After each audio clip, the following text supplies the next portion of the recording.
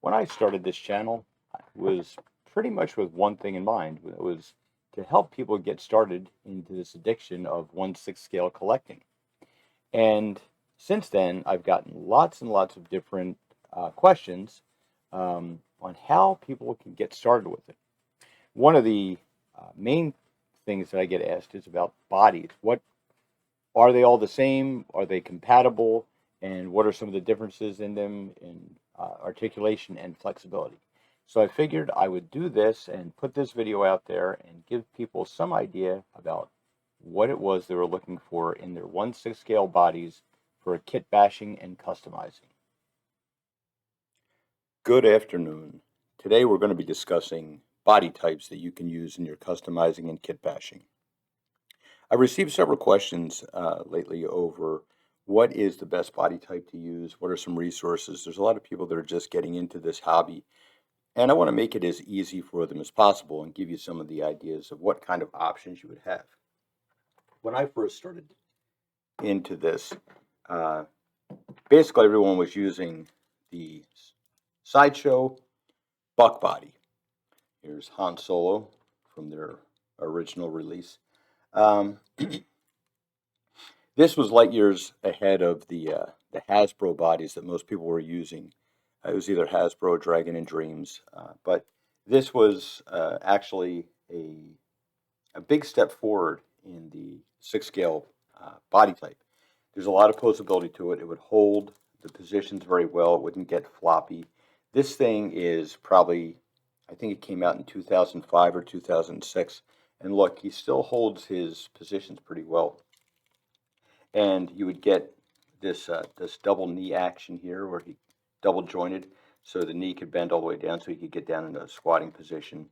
The arms were a little bit limited in their articulation, but there was some shoulder movement. It moves back and forth pretty well. The problem with these, they didn't really look very natural. It was very difficult to get them outside of anything other than a museum pose where they're just standing there looking like a mannequin.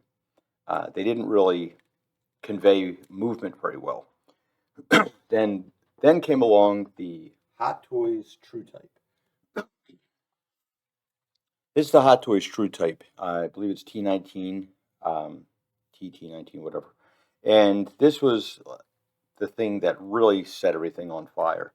There were some other bodies out there, Triad Toys. Everybody was trying to develop something, and this is the one that really caught on. And this is what you'll find basically a clone of that you can, on a cheap scale, that you can find these guys for anywhere between $15 to $20, depending upon your retailer.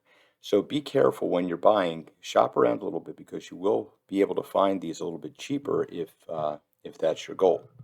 Okay, so this is the Hot Toys True Type. 31 points of articulation, I believe. The head, you can put in a neck on this, a neck adapter, something like, I don't have one here.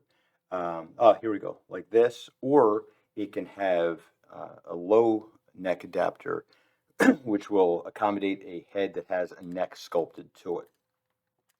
This is usually your my go-to that I will use on most figures that I send out to people because for most needs, it's really not uh, necessary to go full in. Now, if you're doing a specific character, it's going to depend greatly on which choice you make for the body type. It will have a great impact on your display and how the overall presentation of the figure is. So this is your true type. We'll call it the true type clone. Okay, now another option that you can pick up is this 3Q body here. this this is on the cheap side. It goes probably for about I will say $16 to $19. It has rubberized torso, very very rubbery.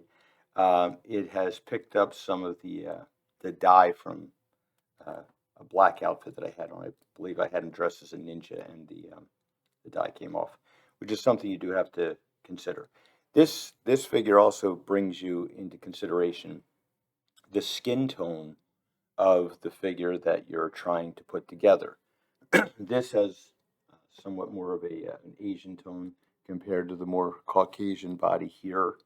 Uh, Now, if it's going to be covered with a full outfit, it doesn't really matter. But if your skin tone is something you really want to pay attention to, this is something you want to look at. One problem that I have had with these, the um, the arm joints tend to come apart a little bit, and this arm will pop out of here sometimes, and it's pretty tricky to get back inside, or to at least keep staying there. So you might need a little bit of glue on them. But overall, it's not a bad body considering like some of the options you can do with it.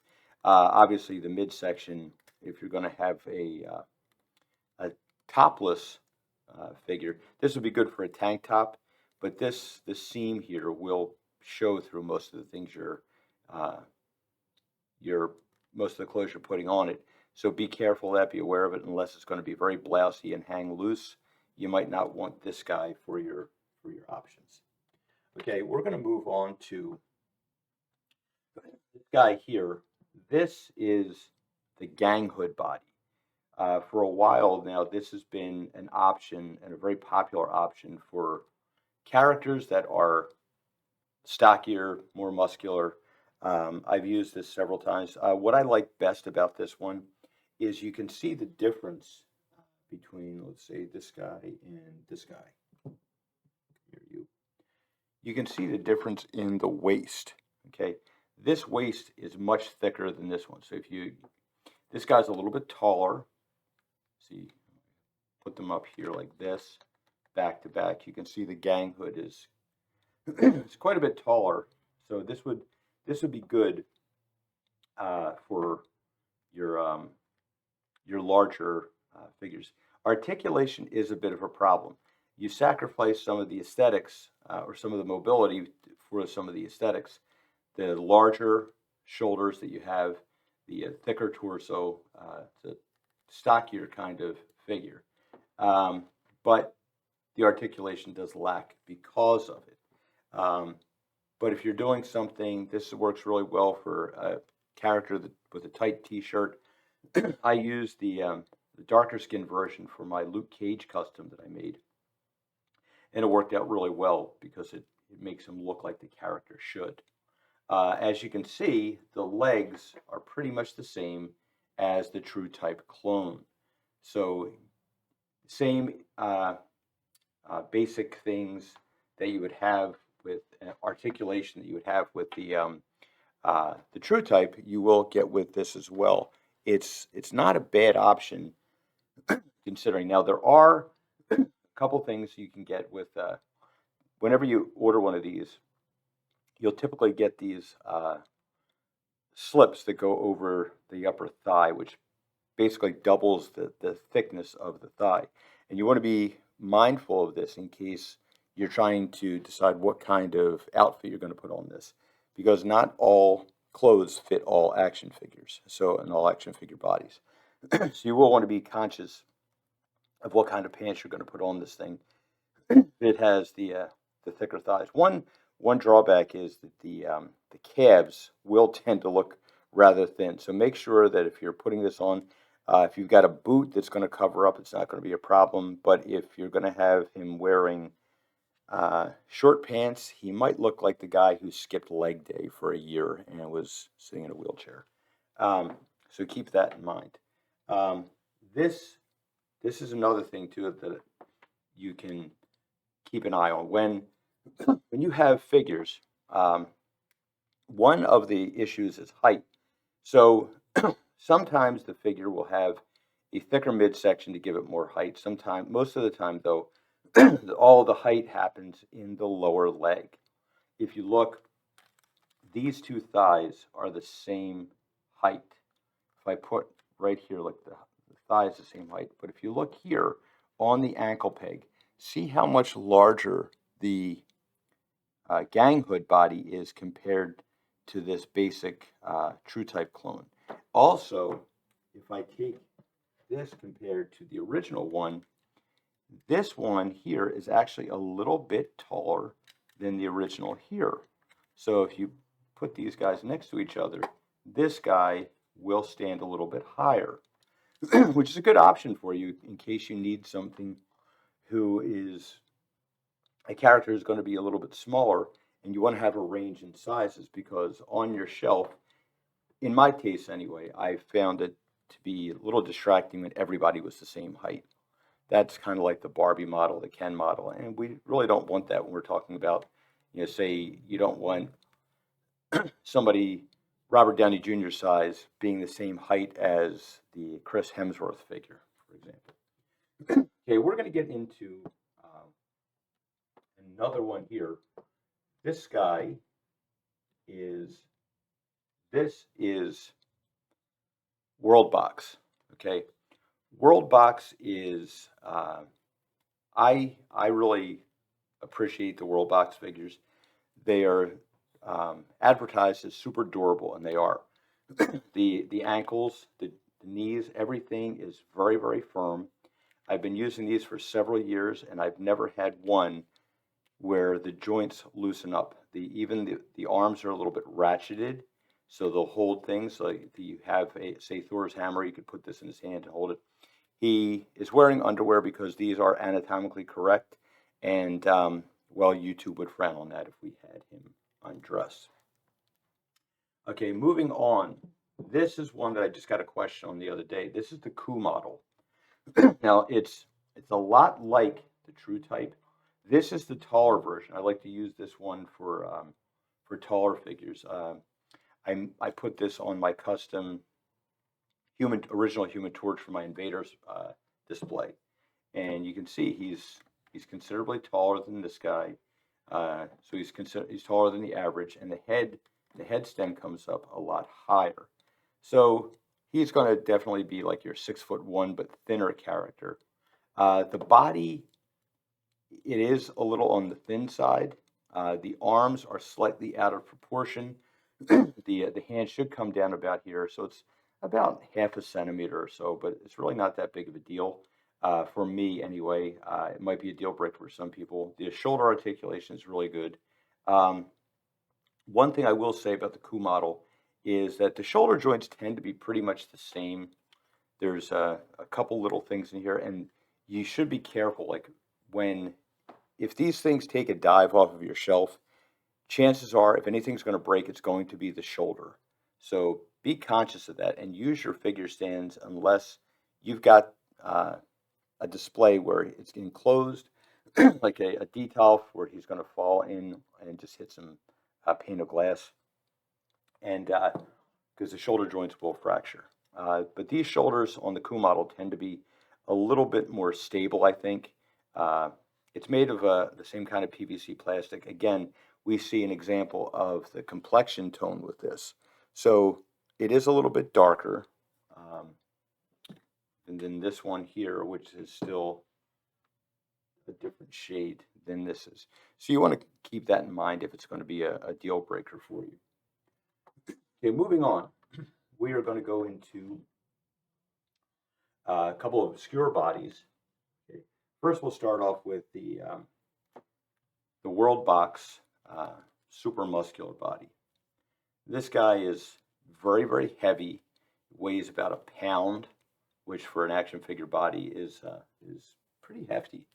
If you slung this guy across the room, you'd probably knock somebody out if you hit him with it. Great detail. It's a good alternative between the articulated bodies, but also with the aesthetics, the muscular aesthetic that like it's got a lot of details. Got the shading there for like chest hair and so forth. Again, the joints are ratcheted. They will hold your positions. This guy is very heavy. He's very thick and sturdy. And again, anatomically correct if that's important to you. One thing I don't like about this is they have the neck, so he's kind of like leaning forward a little bit. There's a copy of this. This is 23 Toys version, and they did straighten you up in the back, but everything else is pretty much just a direct copy of the World Box. If you look at the legs, it's pretty much the same mold. This will happen quite often when you're getting things manufactured in certain places. They will, the the factories can be a little corrupt, and they'll run off your order, and then they will go and make another 100,000 to sell on their own, which, as a buyer's market, is pretty advantageous to you. I got this guy a couple years ago. This is the Molau Toys. Is a gangster body. There's another version of this that had Yakuza tattoos all over him. Very impressive figure. It's comparable in weight to the World Box. He's a little softer looking. He's like doesn't have the muscular definition, which is great for a lot of characters that you might want to use this for. I intend on making my own Marvel Comics Rhino and putting him on this body. So that's what he's there for. This guy here, I included him. I have no idea who manufactured this one. I really like the way it looked. And what I'm going to try to do is to shorten this midsection just a little bit. He's missing his feet. They're still upstairs somewhere. I'm going to try and shorten this midsection a little bit and to make him into a classic Wolverine comics figure. I think this body would be just about perfect for Wolverine. The articulation is a little bit lacking, but it's a very muscular figure, and I think he looks stocky like the John Byrne version of Wolverine would kind of look in the comic books. I think it's a good fit. All right, we're going to round this out with the TV League or Vice and Bodies. This is all the rage now. Everybody wants the. It's a stainless steel skeleton underneath this, and so it holds the positions really well. It's a silicone seamless body. This is the thing you want to go for if you've got a topless pose, like a shirtless pose, like my custom Namor figure here. Once I get his ankle wings fixed up and put on here, and his little wrist gauntlet things, this is going to be really good, I think. But this is a great figure. Now, a lot of people will automatically go and think that this is going to be your best bet. I disagree with this. The issue that I have with it is if you want to dress this thing, it is really, really tough to put clothes on over top of the silicone skin. You're going to really struggle with it, whereas if you get some of the plastic bodies, it slides right over and they're much easier to outfit with the clothes that you want for it. But yeah, this is, they're an outstanding body. The prices are finally starting to come down, though it is pretty pricey. And that's the last thing I'm going to discuss here with this. This body here, I believe, cost me about $70. It's very expensive, but it's got that stainless steel body inside. So far, I've had this for a year or two, and I have no cracking or anything in the silicone body, which used to be a big issue. At some point, it probably will break down, but that's kind of like the nature of the business. So we're going to look at a basic idea of pricing here. Your Ganghood body here, this will cost about $35. It's a little bit more expensive. When I did the Drunk 3PO figure, he's a taller guy, and I put him on this body because it's a little stockier. So is Jay. So I put him on this guy. So this is about a $35 body. Although you can get one from 23 Toys, which is basically a clone of this. It doesn't come with any hands or feet, so you will need extras of them if you don't have them. I've got a ton of these things because I've made so many custom figures. And that will run you about $25. They will give you a bit of a price break, though, if you're doing things where you're ordering multiples. Okay, the World Box bodies, these tend to be more expensive. We'll start with this guy here. This guy ran me about $90, but I really wanted to see how the body was going to be. It's not disappointing. My original intention for this was to do a Henry Cavill Superman figure on this, just to see how it looked. I did have an issue because the body is so massive. When I put the 6-scale head on it, it tended to look a little bit undersized, and he looked like he had a little bit of a pea head. So keep that in mind. Another thing that you want to keep in mind as well, if you go for this guy here, this neck is way too thick. You're definitely going to have to take a Dremel and sand this down a little bit so you can get a head that's going to fit on there without being pushed up, because you want this part the top of the neck fitting inside the head. Um, the Malal body here, this was about $70, I believe. Um, 60 or $70 if you can still find them. Again, very heavy figure. I thought it was pretty unique, and for some of the ones that you want, I think it's if the figure's appearance is that important to you, you won't mind spending the money to make it look right on your shelf.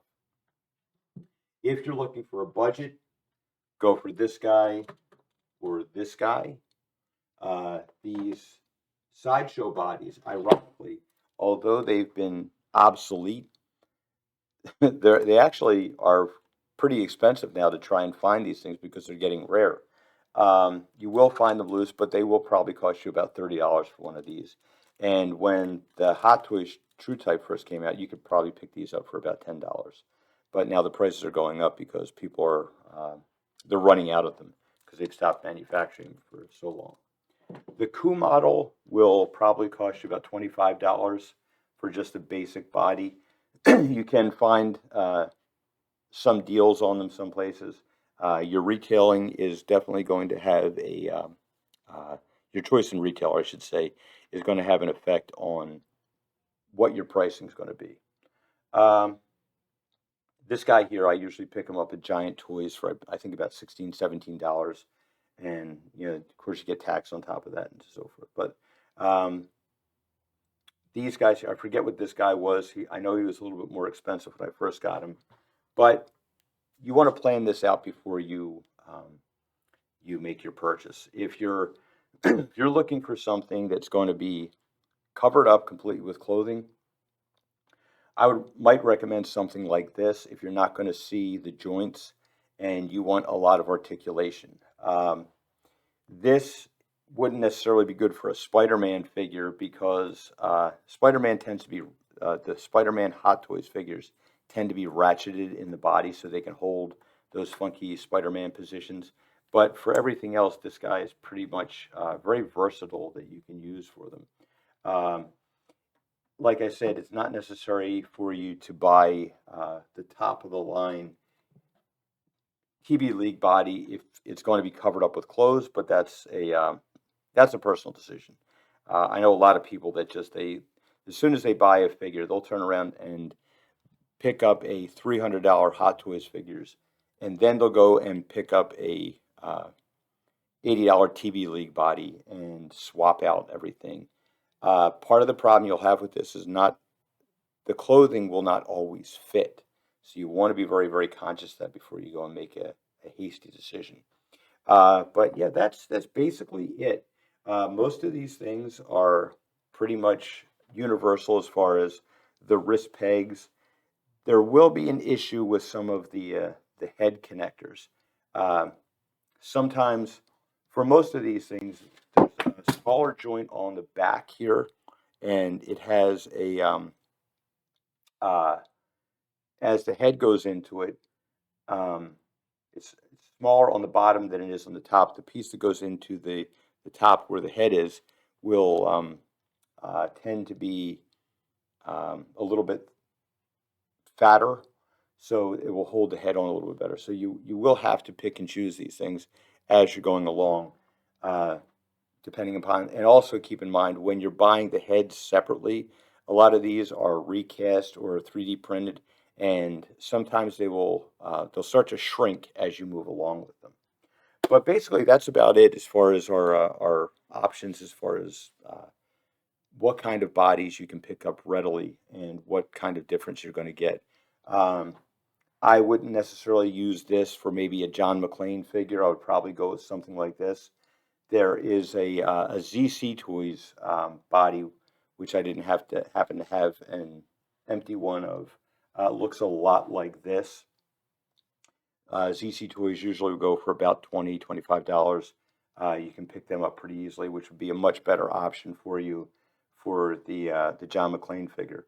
However, you might want to consider that this a lot of the John McClane head sculpts I've seen come with a neck. So if the neck is already included on this, you don't want to go cutting this off you can pick up one of these bodies that has this kind of attachment to it. And also, there's a difference in the neck connectors for the heads that have sculpted necks on them, and there are plastic ones that come with the body. There's a little ring that goes inside to hold it on. I tend to prefer these little rubber ones you can find that sit in a little bit deeper. I pop this guy off if I can get it moving. Here we go. Okay. There's a little neck adapter that will sit right in here. The little rubber ones tend to fit right inside and doesn't give you that look of the separation there, so you can see the bottom of the neck. It actually sits inside the body. It's a little more hidden. This is your standard neck adapter that goes on. It goes on side and slides inside the head. But most of these, as I said, the ankles, the wrists, and a lot of the shoes you get will have the standardized peg. But be careful, like, watch out for some of these things when you pick them up. If you have very specific goals, there might be an issue with some of the shoes you buy with these ankle pegs being a little bit different. They may not fit all boots. But anyway, that's about it. If you have any questions, please feel free to put them in the comments section, and I'll see if I can get to them and help you make a better decision. Thanks for watching. Well, I hope that was helpful. If you have any other questions that I might be able to answer about getting yourself started in 1/6 scale collecting, please leave them in the comments section and I will check them out. Thanks for watching.